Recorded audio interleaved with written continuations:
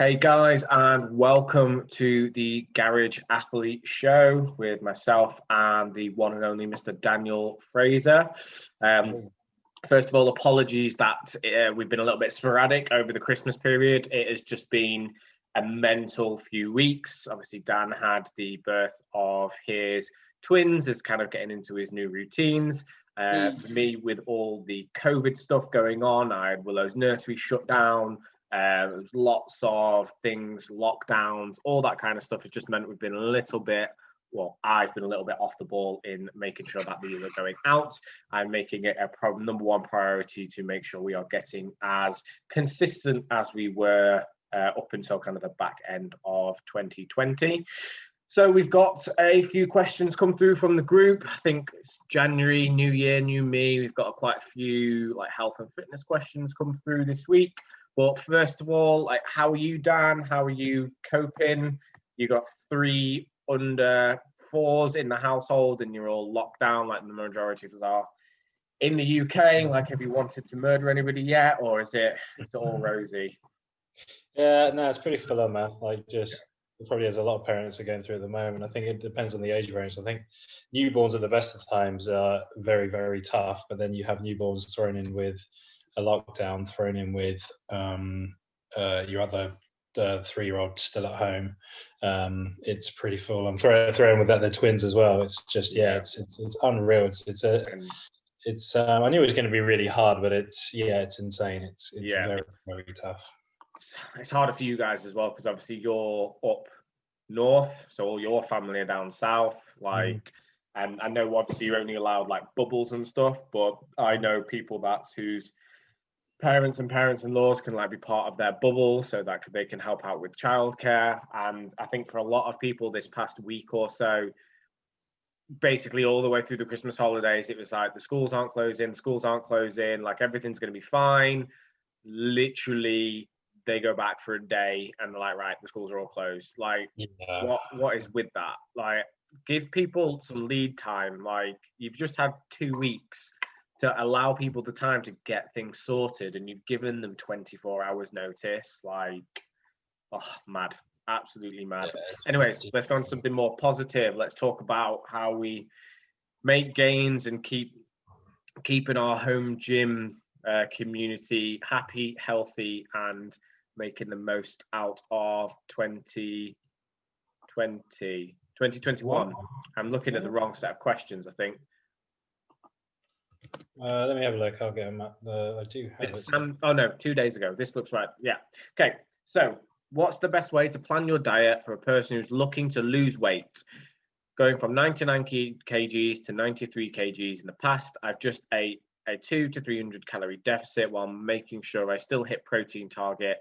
And this has always worked, but never been brilliant. Am I missing something that will make the whole process better or easier? In terms of like losing weight, like you've got the basics there. You want to be in a slight calorie deficit over time.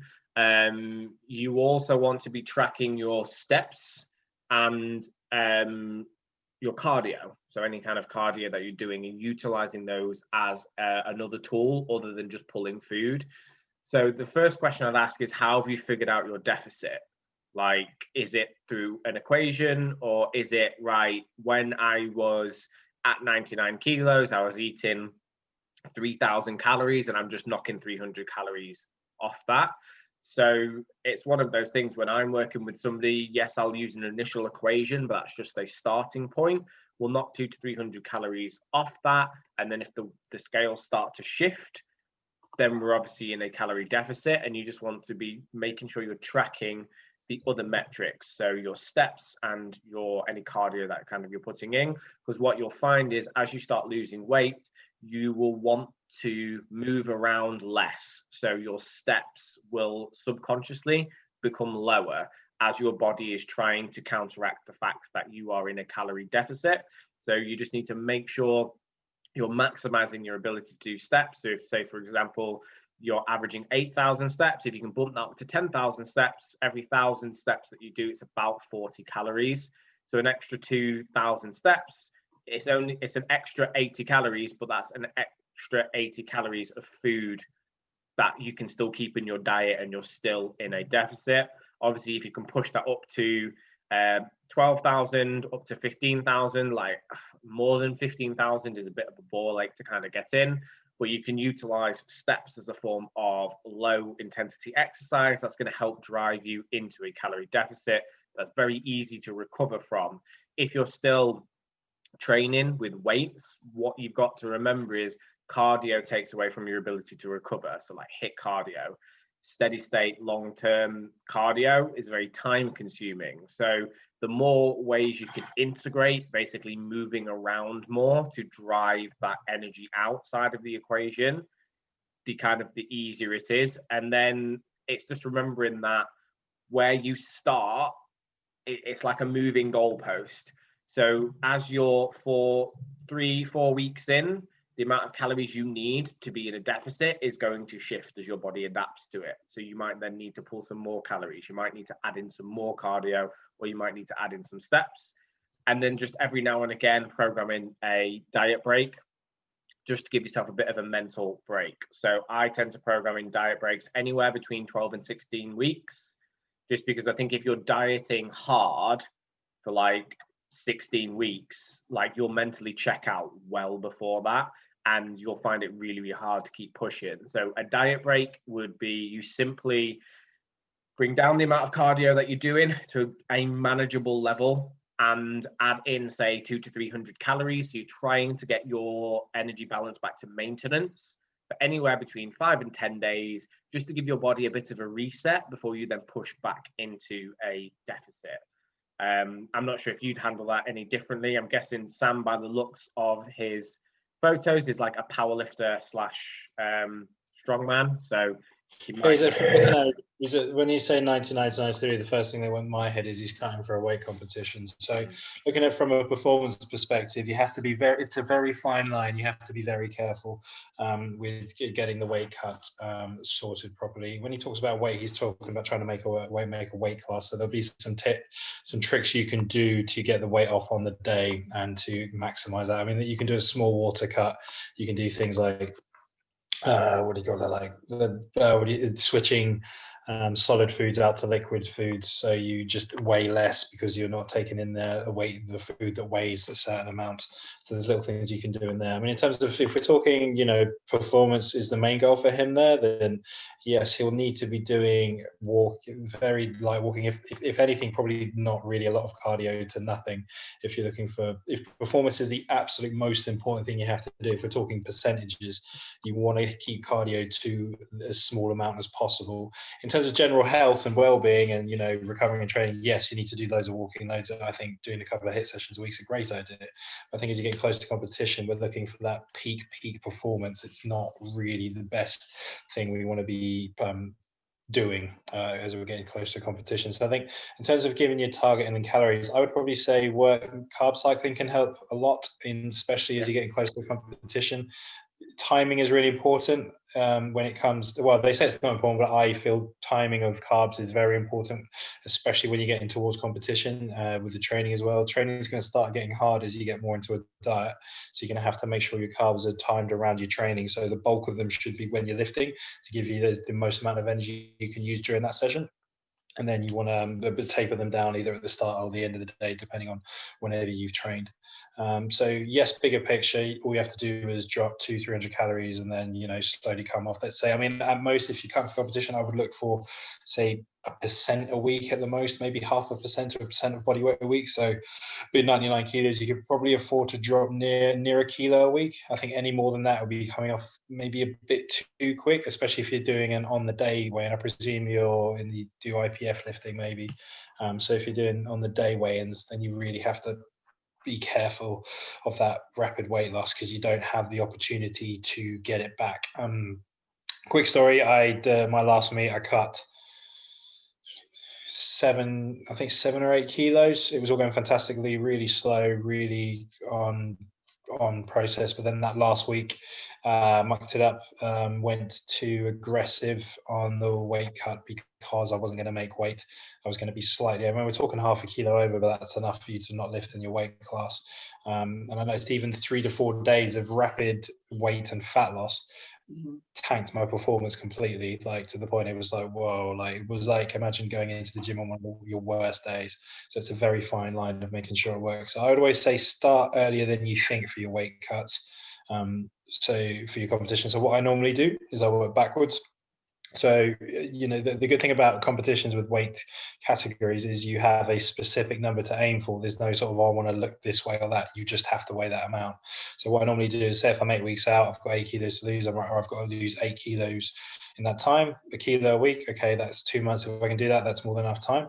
What you'll find is you'll lose a little bit more as you start, just to get rid of that, sort of a bit of excess water and glycogen, that kind of shit. It's not fat, it's just excess weight that's coming off. So you might have a bit more of a leeway, but you're looking for that average of getting to where you need to be in that time. So as you get to the last few weeks, you want to make sure you've still got enough little tricks and tools that you can pull out if need be. So, things like maybe putting in the steps, but just be wary that might impact your performance. So you're trying to give yourself the best possible chance to perform your best on the day by making sure your weight cut is done in the right way. I mean, if we're talking 24-hour weigh-ins, this is a different ballgame. We won't go into that on this, but yeah, I mean, I find in terms of making it easy, I find sticking to the same food every day actually helpful. I love tracking macros. I think it's great to know what you're having, but there is a bit of paralysis by too much choice. You get what they call it decision fatigue, when yes, you can have all these different things, but you'll find yourself, as you'll probably find most people have that have tried macro tracking, is by the end of the day trying to work it all out, tallying it all up. It takes up mental capacity and brain space. Because I find most diets, I think I've done studies on this as well, most successful diets stick to pretty much the same sort of things every day with a slight variation. So I would say have your meals prepared, have in your head a kind of ballpark of know what you need to eat. For example, I know when I'm getting lean, I need to eat, say, 4 or 5 meals a day. I know it's got to be eggs, a couple of meals of beef, a bit of chicken, then a couple of protein shakes, and I'm pretty much covered. And then you've got a bit of leeway for your other things. And then, of course, keep your fiber high. That really helps keep you satiated, keep your fruit and veg intake high, plenty of water. And then I think that would probably be the best way. But I mean, we've gone quite deep, I guess, onto that, but it's worth a conversation. I might send you a message and see if you need any more help on that, because I could be talking about powerlifting and it wasn't even in your interest. Awesome. So next question from Leon Hartenberg. Seeing all the questions on here may suggest fasted cardio. So obviously that's not really a question. So I questioned him a little bit more, and it's does fasted cardio increase fat burning? So fasted cardio became really, really popular probably, I'm trying to think of when I first heard of it, probably about 10, 15 years ago. And it seems to go through phases of going out of favor and then back into favor. The studies that I've read on it, basically the idea behind it is if you do your cardio first thing in the morning when you first wake up, overnight, your brain can only use glycogen that is stored in your liver for energy, because you're not getting any food come in while it's asleep, whereas your brain is still very, very active while you're sleeping. And there isn't the enzymes in your muscles to be able to break down glycogen and turn it into glucose. So basically the brain depletes your liver glycogen, which means your glycogen levels are low first thing in the morning. So in theory, if you then go and do some steady state cardio, so a low intensity cardio, your blood sugar is really, really low. Your body is then going to tap into your fat stores as an energy source because there is no other energy source available. So that's the theory. Now, in practice, when they've done the studies on it, what they've actually found is when you do fasted cardio, your body is very, very clever, and it will actually then switch to, once you've then had a meal after your cardio, it will switch to a higher percentage of carbohydrates to use as a fuel source for the rest of the day. So there is no real benefit to doing fasted cardio over just normal cardio where you have eaten something. That being said, when people do fasted cardio, what they will tend to do is they will tend to wake up earlier and get moving earlier. So what happens is, as a byproduct, their total amount of energy expenditure throughout the day tends to increase. which is where people see kind of the major benefits of it. So if instead of doing fasted cardio, you just decided to wake up at 5 o'clock in the morning and start moving around, and then did your cardio at night, you would still kind of get the same benefits as doing fasted cardio.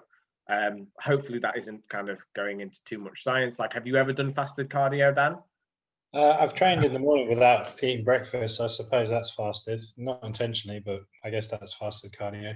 But another thing is the old fat burning zone. Like, yes, you might be utilizing fat as a fuel source, but at the end of the day, it's if you're still you're using fat as a fuel source, but if you're eating enough fat to calories to go past that fuel source, it doesn't make a difference whether it's coming from a carb source or a fuel source. And this is thinking about sugar burners and burning glycogen and that kind of stuff. But if if your calories are still, it's boring as fuck, especially if you work in the industry. But if your calories are too high, then it doesn't matter if you're using fat as a fuel source or in this fat burning zone or using sugar as your fuel source. You're gonna have a problem of gaining weight or not losing weight.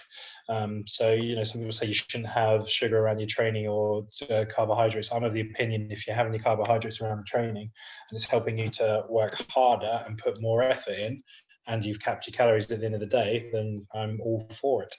Yeah. So yes, I think you've hit the nail on the head. For another one, which I thought was important to mention, was that mindset. If you're getting up in the day and you're like, bang, go out for a walk, get that fasted cardio, and I'm good for the day, let's go, then yeah, that's phenomenal. Then it can be a good thing to do. Like that's, those mental things are a big part of those little tips and little tricks to keep your fat loss moving forward. So I think maybe getting up in the day and doing a fasted session could be good. I wouldn't say it's I don't think it's this magical fat burning super thing you can do, but if it gets you in the zone and gets you moving, then yeah, go for it.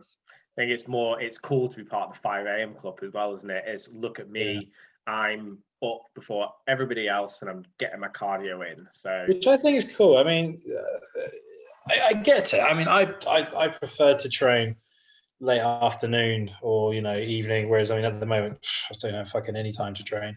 But, this whole 5 a.m. club, I'm up at 2 a.m. 4 a.m. And, it's a bit shit. But I mean, if that kind of if you're the kind of person, I mean, it's not necessarily an arrogance, but if you are motivated by doing things that people won't do, cool, go for it. It doesn't make you a hero. It doesn't make you a fucking savage or any of that bullshit.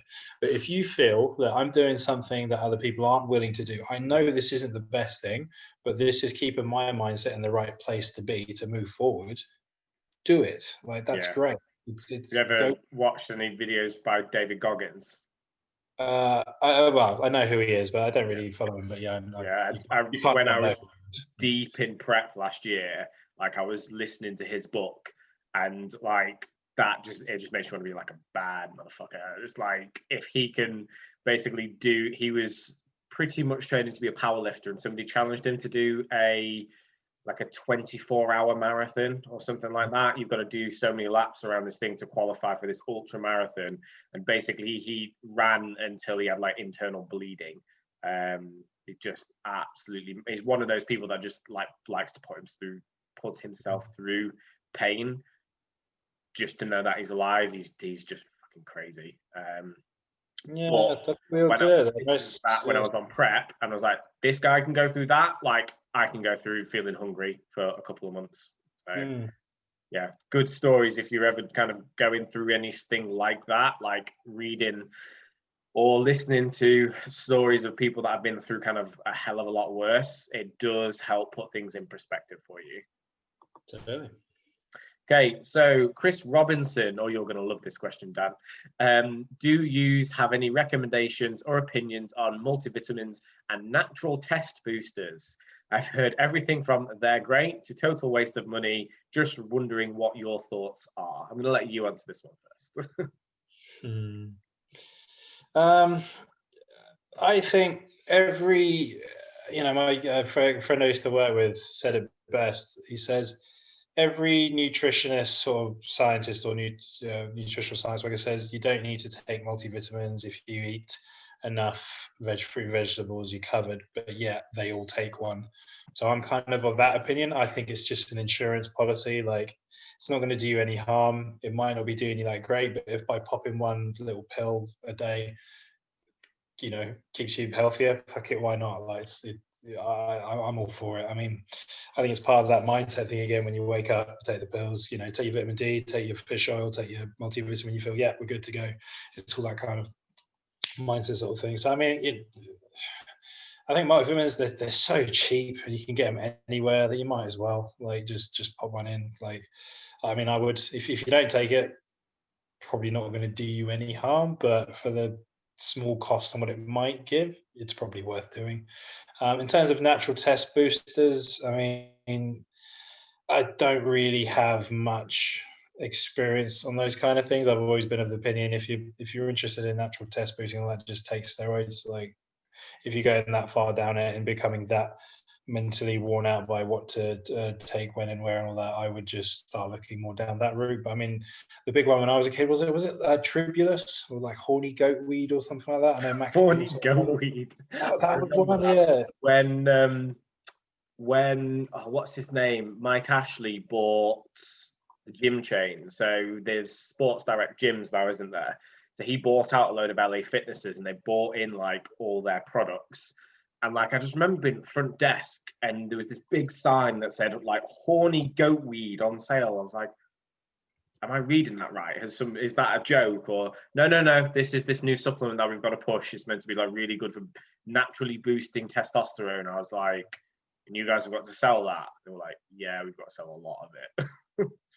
So bad. Totally. So I mean, I just don't know. You just when you read the adverts for them, they're just, the marketing and the copy is just so ridiculous. Like, my favorite is reading the T Nation copy. Like, I don't know if they still put all that stuff out, but the biotest copy, like, I loved it when I was a kid. I literally lapped it up. But I guess I was a target market, like a young kid obsessed with training.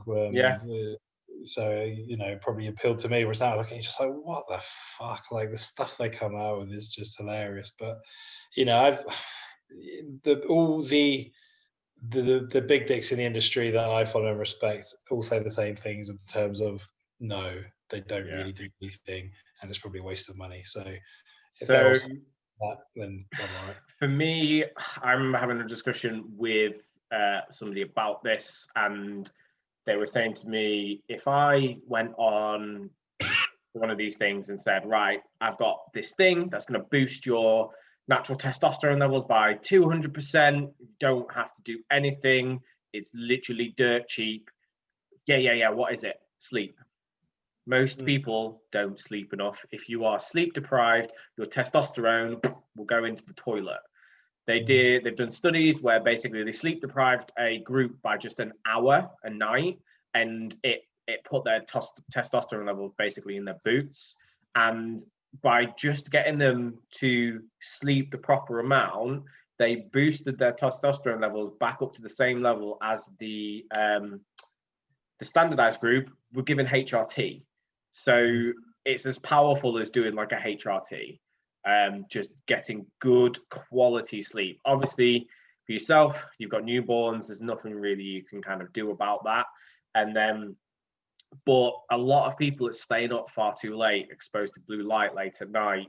They're on their phones like last thing, they're stimulating their brain right before they go to sleep, and they wonder why they feel like crap all the time. It's because they don't sleep, and they don't sleep effectively. Anything that's over the counter sold as a test booster is normally bullshit. Like, if you look at what's in them, it's just a load of herbal stuff that's not really that tested. You've got things like estrogen blockers, which are what guys that are taking tests will take to stop things like gynecomastia and stuff like that. So you sometimes get the guys at the supplement shops trying to push that onto natural guys, as in block your estrogen, and you'll naturally have more testosterone, whereas actually there's a balance. So by blocking your estrogen, you can really, really mess with your health. So don't take estrogen blockers unless you are unless you're assisted, and the guy who is prescribing your assistedness knows what they're talking about, because you can really, really fuck your health up by taking those, what they call aromatase inhibitors and stuff like that. Multivitamins, I'm very much in the same boat as you, Dan. Like, I take one every day religiously, just because I'd rather have it than not have it and not need it, because at the end of the day, all the water soluble vitamins, you just pee out the excess. I don't know if you've ever taken like a strong multivitamin first thing in the morning. When you go to the toilet like 2 hours later, like your wee's like fluorescent green. That's all the B vitamins coming out of you, because they just pass straight through you. So it's not going to do you any harm to take something. But if you're regularly training, you're regularly lifting, like those RDAs, or the recommended daily amounts that are on the side of multivitamins, they are the minimum amount you need to take to avoid the health conditions that happen by being deficient in these vitamins. They're not the optimum amount that you need to have in your body for like peak performance. So I think people's opinions, it does make some very expensive urine, but they're so dirt cheap. Like, you can pick up really, really cheap multivitamins. You can pick up really expensive ones as well. It's all down to you of how important your health is.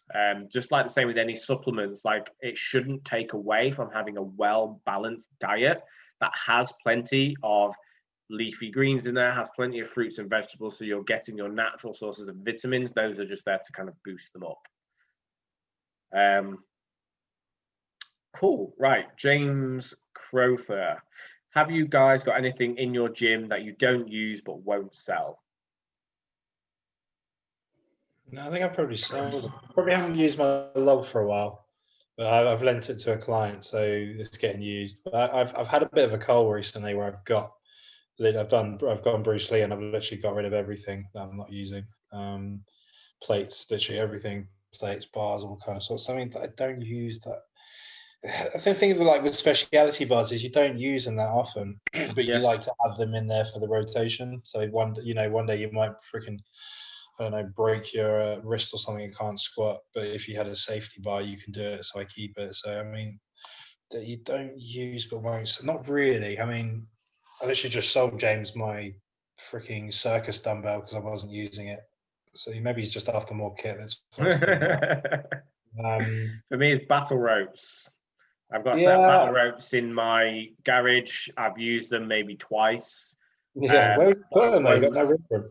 They're currently hung over the ab stand, which my partner bought, which she won't let me sell. We've got no space for it. It's literally propped up against the wall. I've got dip things which attach onto my rack. I've got pull-up bar which attaches onto my rack, but she just won't let me sell it. So, and it's not mine. I didn't buy it, so I can't get rid of it. So yeah, my battle ropes are just hooked over the top. I was thinking about shortening my battle ropes, because at the moment to use them, like anything that takes effort to use in a home gym doesn't get used. Yeah. So I have to like hook it around the weight tree like 3 or 4 times. So I'm going to cut them down, I think, and sell them, but then I'll need to work out how to do the ends again. But yeah, otherwise my battle ropes they do sit up a bit. Or you could just sell them for now for the inflated price, and then wait for gyms to open back open, and just buy them when they're on Amazon again when they're really cheap, and just get short. Yeah. I mean, like they take up such little room that it doesn't matter. Like, yeah. It's not like big thing like my 50 kilo plates, which were just big heavy bastards that sat there for ages. So yeah. No, pretty much in terms of, I had a big clear out. Everything's gone that I don't use. A couple of years ago, I had tons of stuff, like even more than I do now. I think I probably had like near 600 kilos of weights and yokes and spin bikes and GHDs and more bars and all sorts. And I just had a big cull, and I wish I kept it now and to sold it later. But yeah, I'm sitting on a gold mine there, mate. Yeah, no, I've kind of stripped back everything. I'm trying to make the gym more streamlined to the point now. I've got 2 benches now, and I'm considering selling one of them because review dropping next week, by the way, of the new bench I've got. I think it could do the job that I want of 2 benches. Yeah. So yeah, just constantly getting rid of things. But yeah, at the moment, no. I've pretty much cleared it all out. Fair enough. Same for me. The only thing that I've got in there that I don't use, that I won't sell, apart from those 2, is the pec deck, which is attached to my multi-gym, so I can't just sell the pec deck. If I could, then I would, but it's come attached. But I've already got a plan for what to do with that multi-gym once I've got more space, which is that $5,000 behemoth of the primal, tax deductible though. So it's basically free, isn't it? And then I got a T-bar row handle that goes, it's got like a cutout bit, so when you're rowing, the bar doesn't hit you as you're doing a row, and you can do like, it's got a Viking press on it, so you can have neutral grips on it. Really, really like that. I've just not been using the T-bar as a back variation. It's something that I'm going to say to Jake, look, I've got this, I've now got a 6-foot bar, which means I can use it more easily inside the rack, and my bar isn't then hitting the wall. So I'm going to want to put that into my next rotation, because I'm officially like 30-ish weeks out from competing now. So we've got about 4 or 5 weeks before we start dieting. But food's nice and high at the moment, which is great, because it means that I can just add a little bit of cardio in and I start losing weight on like 3,500 calories, which is always a nice place to be in. See, that's the difference in metabolism. I don't lose weight until I'm on like 2,800. Like, I really have to go low. Like, it's a double-edged sword, because it's great for gaining weight. It's so easy for me to gain weight and get strong. You don't even think about it. Well, I say get strong, that takes years, but like to get heavy, just it's fine. Whereas to lose weight, it's got to cut quite low. And this is the kind of this is where working with someone might be helpful in terms of your fat loss or muscle gain, whatever. Just things are all different. Yeah. On a side note, fucking 6-foot bars are shit. Get rid of that. Like, what are you doing using that? So the only thing I use it for is to go into the landmine.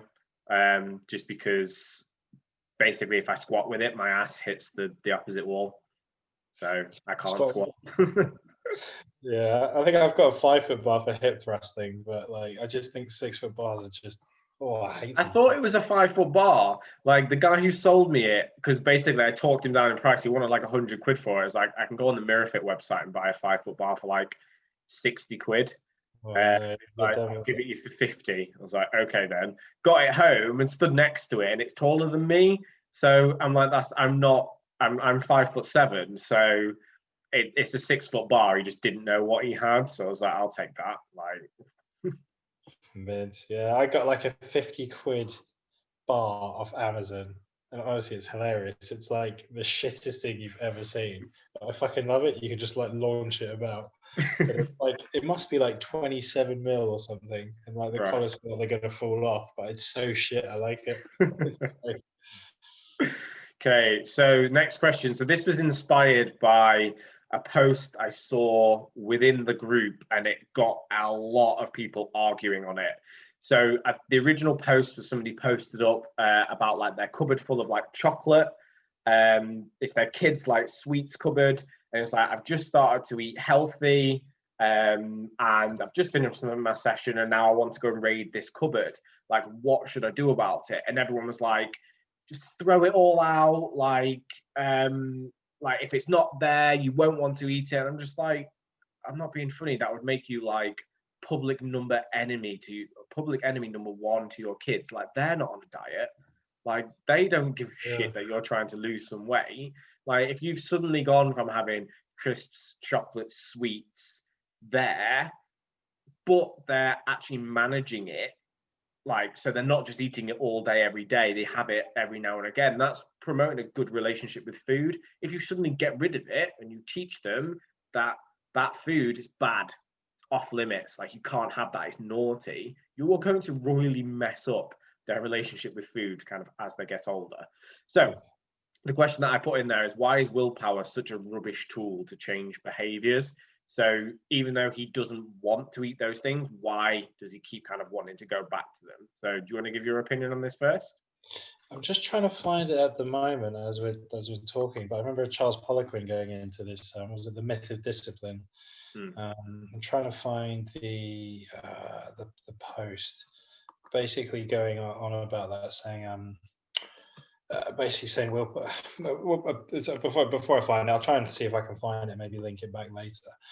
But willpower, it's not it's only what do you call it? Is it finite? Is that the word? Yeah. It only has a certain amount, and there's Like a muscle, it gets tired. yeah, there's tons of studies on this and all that. This is why, they're not as big for saying if the diet if you think you can't stick to this diet in a year's time, then it's not the diet for you. And I think that's a good place to start. Obviously, there's a bit, sometimes you have to get a bit unbalanced on your diet and try something new and all that. But the point is saying if you're using willpower to get through it, you can only last so long. With it, it's like you said, it's like a muscle. It has, it will just go, and it's not a question of you not being disciplined or not trying hard enough. It's just it has a certain amount of time before it runs out. Obviously, some people are going to have more than others, but basically, here's a good quote. Basically, discipline is a myth, said Pollock. When people always walk around looking for more discipline or willpower, thinking they could just find a way to be more disciplined, and then surely they'll find that weight loss or muscle gain they've always wanted. No, that kind of like, they've done a whole article on here, but yeah, if you're constantly looking for, like you say, just chuck the things out or do this and all that, you're not creating the environment for true change, because what do you do when that chocolate bar is in your house? You're going to eat it. Like, it's not the way to go about things. And anyone that knows, anyone in the industry that we work in anyone that's good knows all this kind of shit. And yes, you can get rid of, when you're starting things, maybe get rid of the cheese board or don't buy in more alcohol, stuff like that is a good thing to do. But like you say, like throwing your kids' sweets away, it's like, maybe not. I mean, the way sometimes I like to deal with it is knowing when your triggers hit, how to deal with them, or finding the right ways to deal with it. So for most people that are overweight or severely overweight, we're talking obese, there is something upstairs that's wrong mentally. Something is not right at all. Sorry, I'm saying that really harshly. Normally it's emotional. There's an emotional trigger in there, and they turn to food for whatever reason behind that. So there is something going on. It's not 9 times out of 10 the chocolate bar's in their mouth before they've even made the decision to eat it. It's there because it's automatic. And this is what I was going to talk about, how essentially there's 2 different areas of your brain. You've got your conscious brain and your subconscious brain. And your conscious brain makes decisions. Your conscious brain is the one that's making the decision of, I want to lose weight. I want to do this for my health in the long term because it is going to be of a benefit to me, even though in the short term, there's going to be a little bit of pain. In the long term, I'm going to achieve X, Y, Z. You then have your subconscious brain, which has about the average age of a 5-year-old and pretty much and acts more like a monkey than a human. So the chimp brain is some great books. Paradox. So the reason why willpower is such a poor tool is because your willpower lives in your logical brain and your chimp lives in your emotional brain. And just like a chimpanzee is 5 times stronger than a human, your emotional brain is 5 times stronger than your logical brain. So if those 2 are just getting into a fight, which is essentially what willpower is, because the chimp wants something and your thinking brain's telling it no, the chimp will eventually win. It's a battle of attrition and it's 5 times stronger.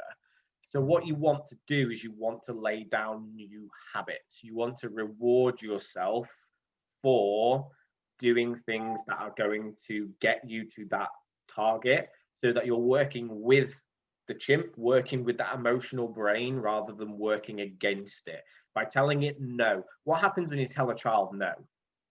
Can I have those sweets? No, but I want it. I want it. I want it. And they throw a tantrum. Your chimp does the exact same thing.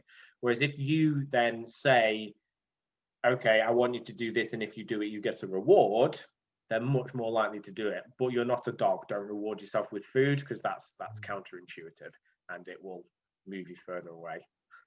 Yeah, I think I remember saying that to my mate. You're not a dog. You don't need rewarding. You don't. I mean, I'm just reading this article a bit more. Basically, he's gone on to say it's about self-love. You go training not because you feel like, when people always, well, not me at the moment because I just don't have the time, but down of the past, everyone says, oh, you must be so disciplined and you must have so much willpower to go to the gym all the time, to train so hard and all that. And then it's like, well, no, I do this because I Enjoy love training. it. Like, it's actually, and you'll probably find this, whether this is a disorder or not, it was, not now, but pre, babies and all that kind of shit, it was actually harder for me not to train than to train. Like, it would actually be a lot worse. Like, to the point I'm not training as much at the moment, and my mood is terrible. Like, it's really fucking hard. So basically, what he's going on to say, Pollock, going back on this, is, it's about self love. Does it mean more to you to choose to have binge all the sweets, or would it mean more to you to not do that and choose to maybe have one or two, or choose to not eat them, and then know that you're that bit closer to your goal? So this is where goals are really important, and writing them down and making sure you're working someone can really help. But I like that idea. I mean, of course, there's going to be times when you get, like, as we know, moderation, you can have that piece. Of course, you can have the sweets, and you don't think you can never not eat them. And there's also going to be times where you're going to slip up, and you're going to make a mistake, and you're going to eat some of those sweets. You're going to have a chocolate bar. You're going to have a packet of crisps, and you're a human. And just like you said there, that self-love and self-acceptance of, I'm not perfect, I'm fallible, I'm going to make mistakes. The difference is the people that succeed, when they've made a mistake, they don't set up camp and live in self-pity. They get back up, dust themselves back off, and they go, you know what? This next step that I take is going to help me get back on track, back towards those goals. You fall off the horse, you get straight back on, sort of thing. Yeah, absolutely. Yeah. So yeah, that's pretty much it. Perfect. So Andrew Dunn, I struggle picking a goal or a plan, so I bounce between them, then give up. I want to get strong, so I think 5x5. I'd like to get bigger, so I move to 3x8 with some more variations. I want to get fitter and leaner, so I start doing 5 to 10k runs. I feel like the best thing that combines all these would be CrossFit, but I haven't a clue if that's the right thing, have no experience of it, and where to start. So I guess my question is, what would be your preferred all-round routine to get bigger, stronger, and fitter? My question to you, first of all, Andrew, is can you Olympic lift? Because if you can't Olympic lift, do not try CrossFit without getting some coaching. Because if you just try to teach yourself the Olympic lifts, you're probably going to injure yourself once that weight gets up to a certain amount. I don't know if you agree with me with that, Dan. I know you do some Olympic lifting, but every time I've tried to learn Olympic lifting in the past, like I got to like 40, 50 kilos and have gone, nah, because this doesn't feel right, because I've just not been able to find a decent Olympic lifting coach, or I was not in a financial situation where I could afford to hire a decent Olympic lifting coach. Yeah, I mean, I'm very fortunate. I was coached Ollie lifting from the age of 15 through to about 21. My first S&C coach was an Ollie lifter, so I started off with him, and I really did develop I'd say Olympic lifting, literally power cleaning, not even power cleaning, just hand cleaning, because in rugby they thought hand cleaning was the be all and end all. So all I did was clean. Didn't really snatch that much. I mean, sometimes did, but it was all about the power clean, hand clean, because they wanted that triple extension sort of power. So that's the only thing I've kind of been interested in. So yeah, I mean, I was quite lucky that I got a lot of coaching, and it's a little bit like riding a bike. Like, I haven't cleaned for, I'd probably say 4 years maybe, and then I started again recently, and it didn't take. I mean, I'm not good, but I think I'm a lot better than most people around that I've seen doing it. So it kind of just comes. But I mean, in terms of all-round routine to get bigger, stronger, and fitter, like, you need to look at the bigger picture and look across the span of a year to maybe 2 years of your macro cycle. So I would think, from what you're saying there, you got so 5x5, 3x8. Yeah, I mean, one of the things I do with the people I work with is I work on a DUP setup. So you'll be rotating through rep ranges and the percentages, so you're kind of covering a bit of both bases.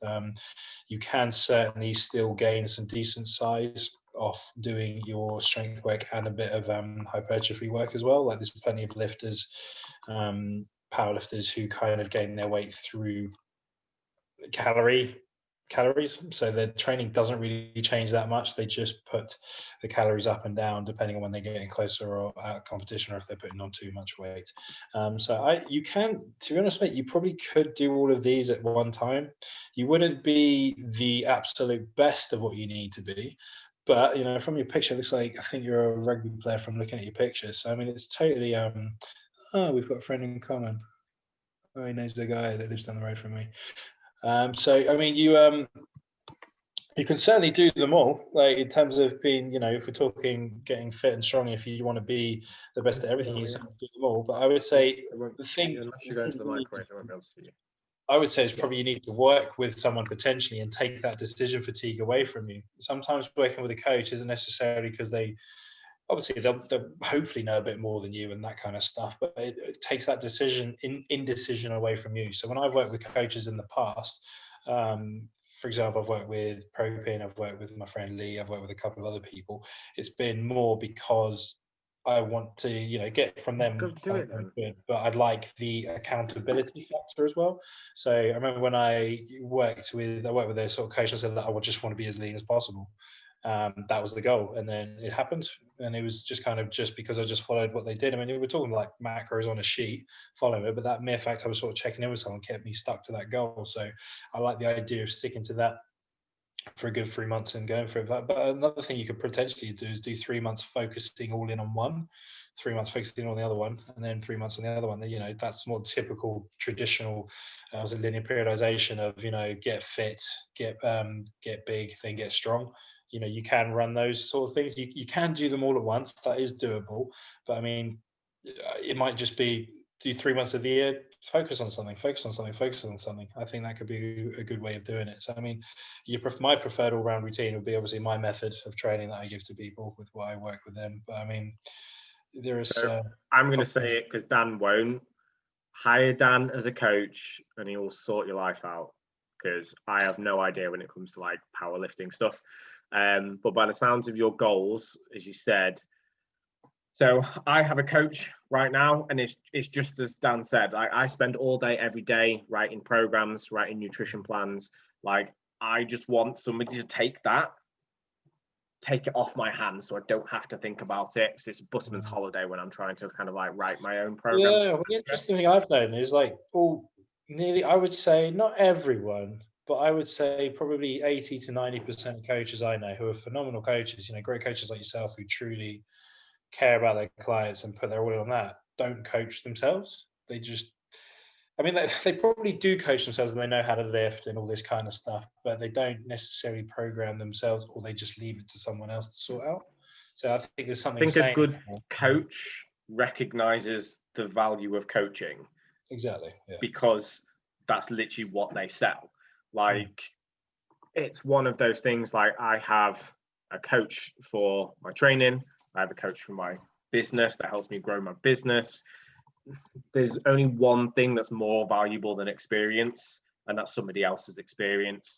So my business coach has grown like an online training business to having 6 figures or something like that. So he's been through all the things that I will go through on a day-to-day basis, which means when I'm having a problem, he knows the solution like that because he's already been there and done it. The same thing with us as coaches. 99.9% of the problems that come up with my clients, I've heard it from a different client before. Like I've been in this industry, what are we now, 2021, it'll be 10 years in July. Like I've coached hundreds of clients now. It's very, very rare I come across a problem that somebody at some point I haven't dealt with before. I don't know if it's the same for you. Nailed it there, man. Like in terms of, I have this argument with, I don't know what the word is. There was this big thing of evidence-based training and you need nutrition, and which is brilliant. I think it's fantastic. I think we need to have that, because otherwise you can literally make you, as people were just making shit up and saying that's the be all end all. It's not. But as you said there, you need someone that's kind of walked the walk a little bit. I know there is that. What was it? How do you say? There's that. fallacy, or there's a word for it when saying just because you've done it doesn't mean it's right or something. It's like just this is going to do my head out. I'll message you later with what I think it's called. But basically, just because you've done it your way isn't the right. It's not necessarily the right way. But I guess what I'm trying to say is experience does count for quite a lot. Yeah. Like you're saying, you know what to do to fix. For example, if someone in my lifting has a problem in the bottom of their squat, I'll know, we're talking very basic here, like a pause squat, we'll put that in. Or if someone's falling forward, maybe you need to try pause on the way down squats. Or, diet wise, if someone's really struggling on the weekend, you're like, okay, well, have you prepped your food for Friday and Saturday, knowing that it's there sat in the fridge, that you don't have that choice is taken away from you.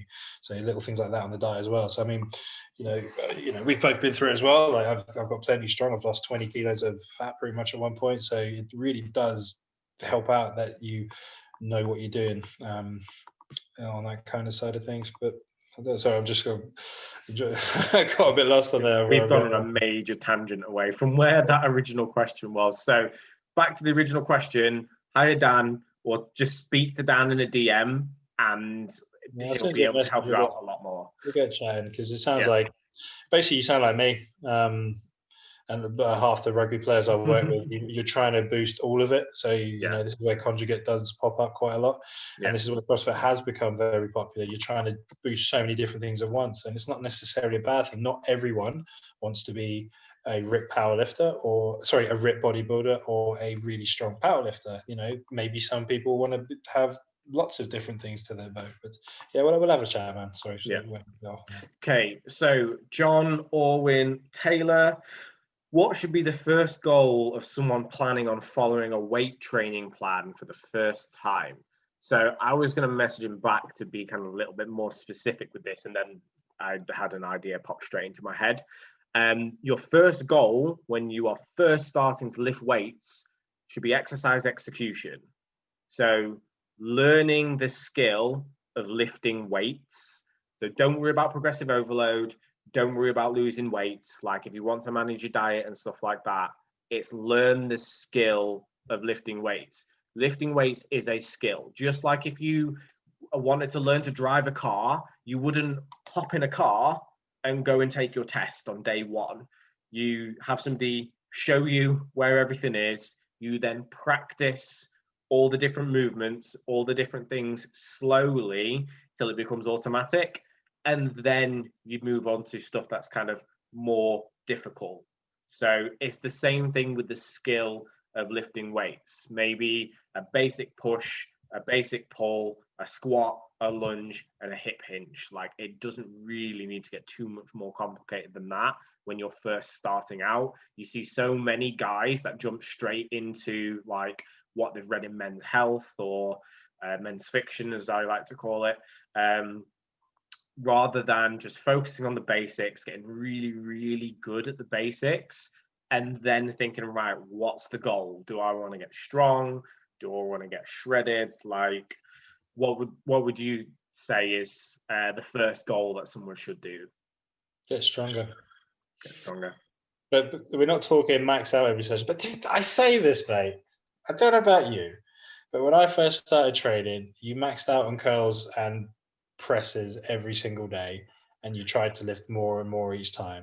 And I know in theory, I did for sets of 10. Yeah, like, I just grabbed the dumbbell, and it was just like as many as that could do for 10, exactly. And then more weight on the bar, as many as you can do for 10. You'd grab your set of York Sandfield weights or cast iron spin locks, and you just go to town on them. And it's the same with guys wanting to get strong. You'd go in and you'd max out as often as you could, and you'd just try and get better and better. And I know it's not the way, as a coach, you would say, no, this isn't good, this is bad. But like every single person I know who's, we're talking like serious athletes here, has all done exactly the same. None of them went in and goes, right, I don't want to do too much. I need to do this and all that. And but they all did like crazy shit. But if we look at towards the sort of like the Chinese model of weightlifters and that, yes, years spent on execution and technique is everything. So I think if my daughter ever chooses to lift weights, which is looking like she might, there'll be just tons and tons of time spent on how well can you do it, how good can you make it. But then, And I think as well, you've got to remember was when we first picked up weights, we were 13, 14, 16. Like when you're a teenager, you can do that because your recovery, like you can absolutely mash up your body, and then 3 days later you're ready to go again. Whereas when you get into if you're just starting weights when you're in your mid-20s, 30s, like you can do a lot more long-term issues than I think we did when we were teenagers.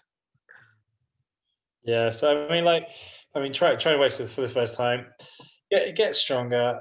In terms of, I'm not talking 1 RMs here. I'm talking, across. Say if you went on your chest press machine at your fitness first gym and you did 12 reps with the pin in number 3, then you do 15 reps next time. Yeah, fantastic. Get better at techniques. I would say learn to squat, bench, dead, however that has to be for your body type. But yeah, just enjoy as well. Like there's nothing quite like do something that's fun. Do something you enjoy.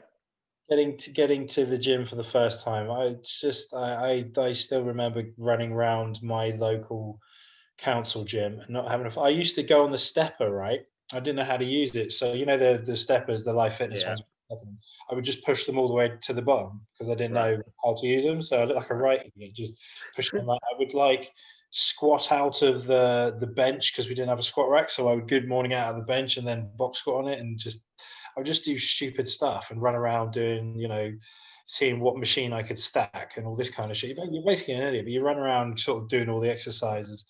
But I think it did provide a good base of training for things. I mean, I would say try as many different exercises as you can. I presume you're training at home, so maybe you can't. But just go in there and almost experiment and invent new exercises and that.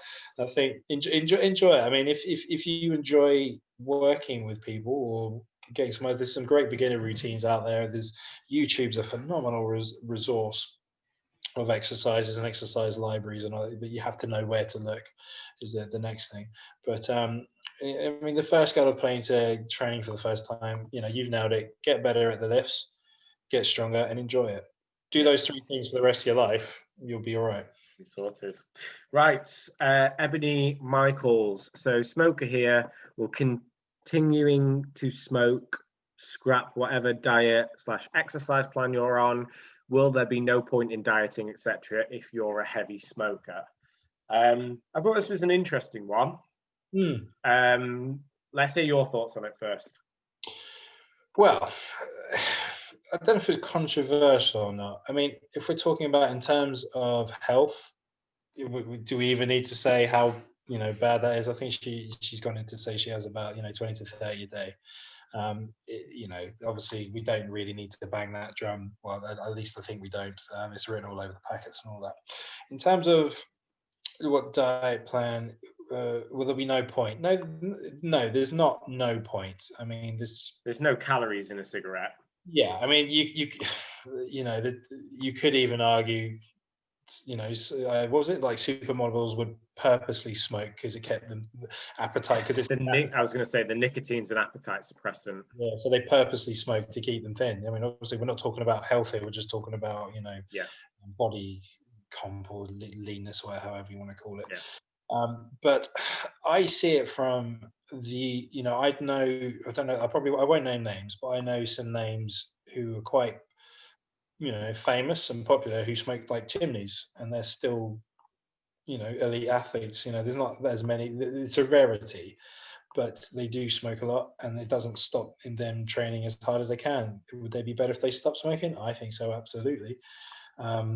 It's like putting the brakes on your training, but I don't think there's no point. I think training and nutrition go hand in hand. I think if you just go on a diet and do no training, you're going to run out, you're going to stop. It's going to be a lot harder. I think if you just train and don't give a shit about your diet, yes, you'll be fine, but it's not the best way of going about things. I find training and diet to be the yin and yang thing, almost like mentally you have to do both to get the best results.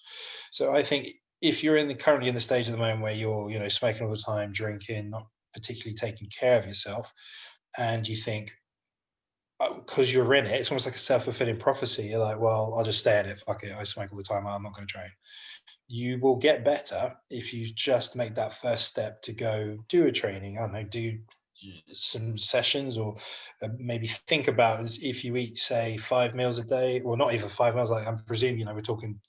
I'm trying to think real, like some of the clients, when, I probably presume you've had some when they first come to you, and the diet is, how bad can this be? And you're like, oh wow, now we're talking like 2-liter bottles of Coke, maybe a fag for breakfast and Red Bull, and then, like, just crap throughout the day. You're like, oh wow, you really got to take baby steps and move forward. I think, no, there's not, it won't scrap the diet and exercise plan. It won't help it at all. Yeah. If you get started, then you can, because you'll start building confidence of yourself that you're achieving something with your training. Then potentially you might build the confidence to start reducing your smoking, nicotine, or that intake, that kind of stuff. I think you can start bringing that down. Sorry, I've talked enough. Did you want to? That's all right. What I would say is you've got to look at your life as a whole, and there's going to be lots of different factors in there. So obviously, you've got, are you training currently? That's a no. Okay, watching your food currently? No.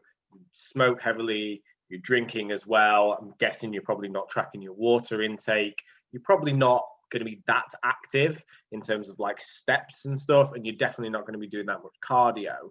So to go from that to training 4 or 5 days a week, to watching your diet, to drinking 2 liters of water, to doing 10,000 steps and doing cardio a couple of times a week, that's a massive, monumental lifestyle shift. So that's not going to happen overnight. What you probably want to do is pick the major ones of those habits that you want to train and focus on that first.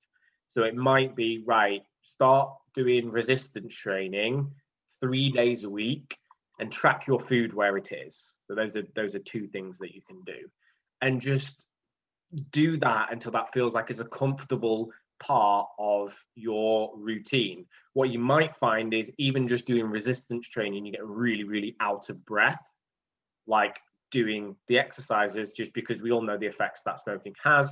You've got less oxygen going around, which means you can't feed your muscles with the oxygen they need to be able to get the energy out of it. So then you might find you might naturally start smoking less.